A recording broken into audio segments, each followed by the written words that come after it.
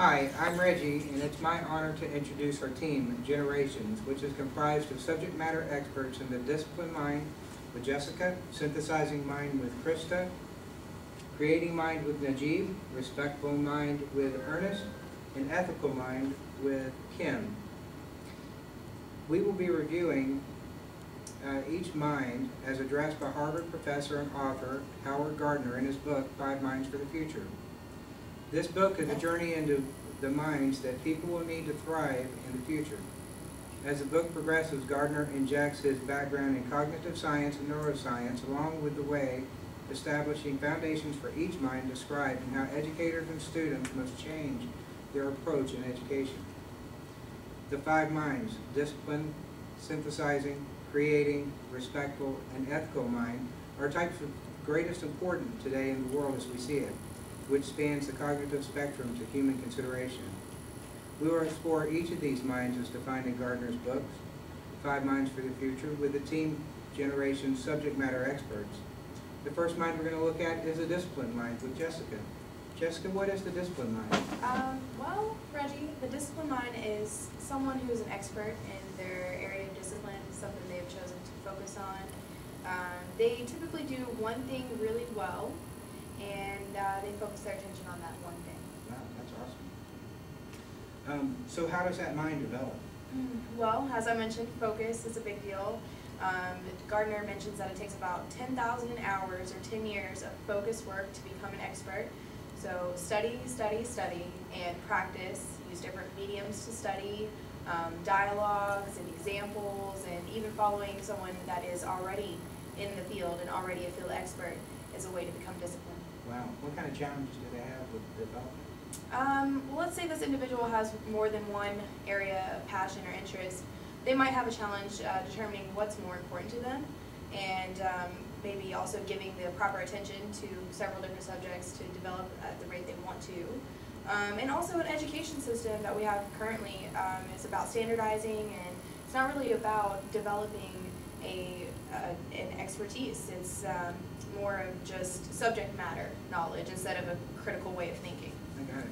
So what changes in society can foster growth and success of the discipline mind? Well, obviously we could start with the educational system, and we can learn to incorporate programs that would foster these individuals from early ages to allow them to really establish their discipline, choose their interests, and to focus on those for a long period of time. Wow, that's great. Let's talk a little bit about the synthesizing mind, Krista. What is a synthesizing mind? Well, Reggie, synthesizing means putting information together in a way that you can hold on to it. The synthesizing mind says, what do you pay attention to and what things do you ignore? And then when you pay attention to it, you try to figure out how to put it all together. Once you put it all together, you find a way that it makes sense to you, and otherwise you won't remember it. So how does that mind develop? Well, to develop the synthesizing mind, having frameworks for your synthesis is very important. Do you put it in terms of grids, stories, or equations? Are you aware of what the appropriate format will be when you start, and how flexible are you with the format? Got it. So I've had some challenges with that. What does that look like? There are. Probably the biggest challenge we face is being able to take the clutter out of the information and decide what really is important to you. Wow, that's great. Thank you. So Najib, let's talk a little bit about the creating mind. What is the creating mind? Creative mind is not coming naturally to an individual. According to Dr. Gardner, it is the power of knowledge and judgment.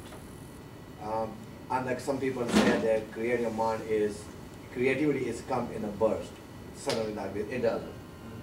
Basically, to be creative, one must have to think outside the box. But to think outside the box, the box has to be provided to that individual. Right. Okay. So how does that mind develop? To develop creative mind, like Krista and Jessica had mentioned earlier in their discipline and the synthesized mind, you have to put those data together. What data you have available to you and what knowledge you have available to you, put them together and get all those informations to come with something kind of exciting and brand new thing, like generating a completely brand things from scratch up. I got you. So what kind of things hinder that development? Well, there's two things. It's basically, there's many things. Is fall in the process to be develop a create your mind. But the foremost thing is how the information has been gathered and how long does it take to process those things. And the second important thing is that the moral support for the individual that creating new things, especially from the community, society, and even from his colleagues. Wow, okay. Sounds like a lot of pressure to me. So tell me, how do they deal with that pressure? For a person with the creative mind to hold the pressures has to be positive attitude and compassion for something to do well. In case if he failed one time, he has to do it again. And the example would be Michael Vick. Really? How he played his football career and then come back and kind of lay up the track and then come back again and put it together and be a very successful quarterback. So that's kind of how you have to have positive attitude and compassion to do it. Yeah. And Gardner talked about it. And Gardner talked about it. Okay, good deal. Well, let's talk a little bit, if you don't mind, Ernest, about the respectful mind. And what is the respectful mind? Simply put, the respectful mind is the ability to move from hatred and closed-mindedness then to sort of tolerance, and then from that tolerance being able to move into respect, and then being able to see someone's differences and honor them. Okay. All right, good. So how does that respectful mind develop? It's funny, Gardner talks about it being over the lifespan. It starts as early as infancy, and you see it in babies. If you go to a hospital, you'll see that in the infancy section that when one baby starts crying, then another baby might start crying just because the baby next one is crying. And that has to deal with the second baby understanding that there's something wrong with the person next to it and being able to respect that baby enough to let the nurse or someone else know by crying. Wow. But then it moves into the toddler stages, maybe the ages around 4 and 5, where the children start to develop the mind simplex, like this toy is mine, I'm going to play with it, I don't want to share it. That's a sign of disrespect. Yeah. But once, let's say, another child starts crying because they won't let them hold the toy, they might say, hey, okay, well, maybe I could share with you if you stop crying. Another sign of respect, which moves into the late ages of adolescency when you become an adult or pre-adult. And it's kind of ingrained in you, the respect that you learned from that early age. So it's it doesn't change after that. It's really hard to. Wow. So what kind of things stands in the way of that development? Gardner talks about a couple of things that stand in the way of that certain aspect.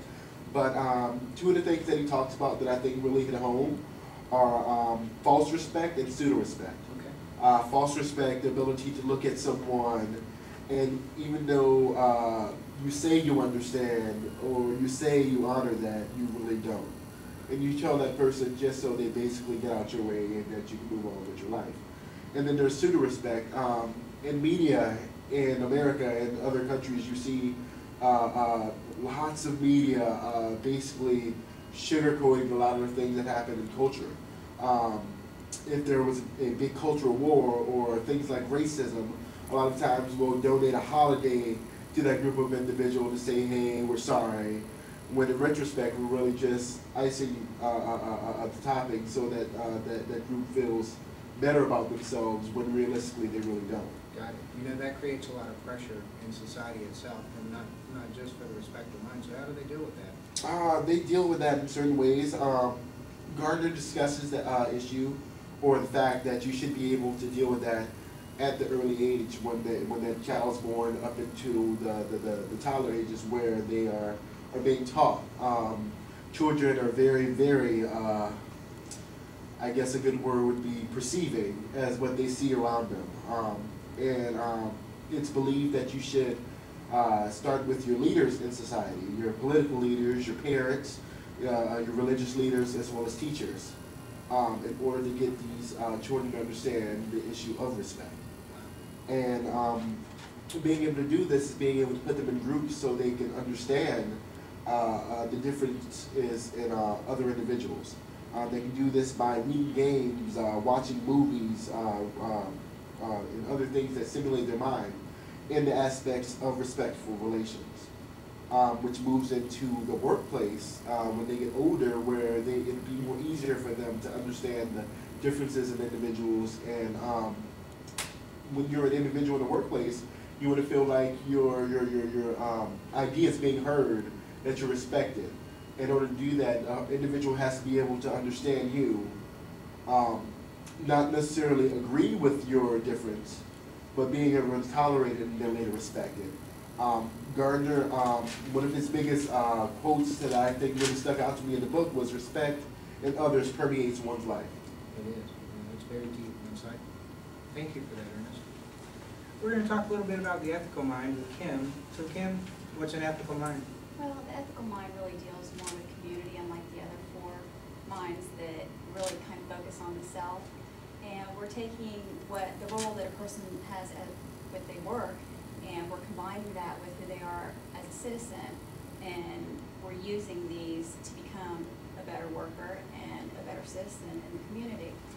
And how I like to look at this is we as business students have all experienced this, where we've learned about Maslow's theory of the hierarchy, and at the top is self-actualization.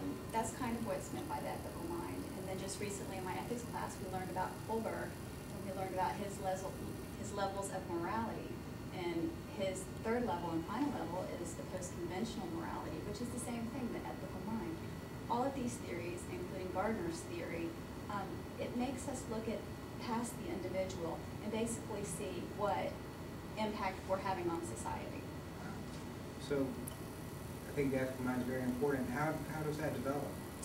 Well, first the ethical mind develops in our homes. So as small children, we look up to our parents and we see, how is my mom and dad handling this? Are they playing fair? Are they being closed-minded about these situations?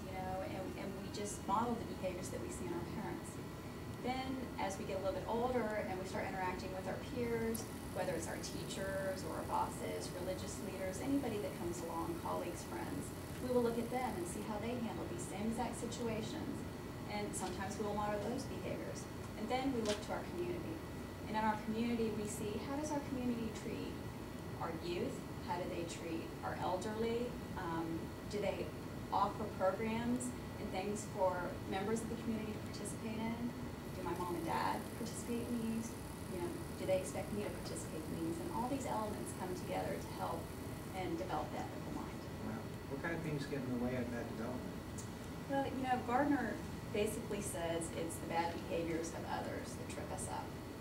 And he explains this, how that he witnessed it, that we as individuals witness other people cutting corners, and that's how they get ahead. And they're successful doing this. A good example that he uses that I like is that 56% of MBA majors in America admit to cheating on their exams. And undoubtedly this happened because they saw other people doing it and they got away with it. He also talks about the youth going out into the workforce. And the issue there is that these young people are going into the workforce and they're thinking to themselves, I've got to be successful. This is the mindset we put on our youth. And I've got to do whatever it takes to be successful. And as I age, I can always come back and be an exemplary worker. So basically it's the bad behaviors. You pick a stage, any of the stages that I just talked about, whether it's with your parents or your peers or in the community, you see other people getting away with it and you're tempted to try it to get away with it. Kind of being in the wrong crowd, right? Right. Wow. So that sounds like a lot of pressure to me. How should people deal with that?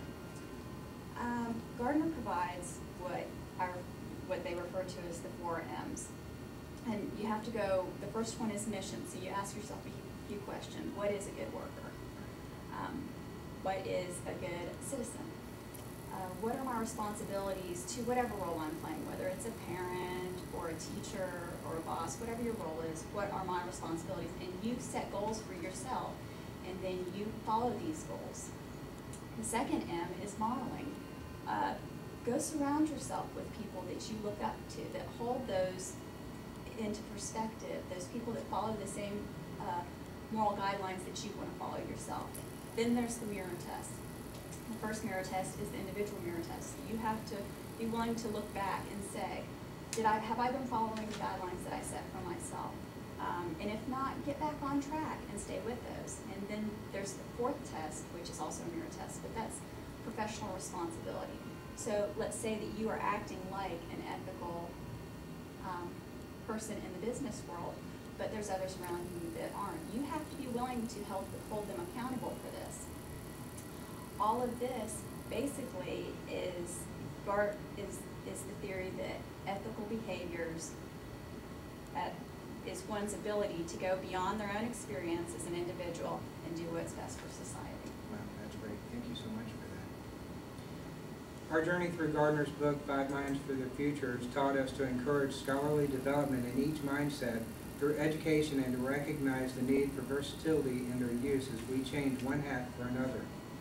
Understand, the disciplined mind masters a distinct mode of cognition which characterizes a specific scholarly discipline, craft, or profession. The synthesizing mind collects information from various sources, understands and evaluates objectively, and assimilates information in a way that makes sense.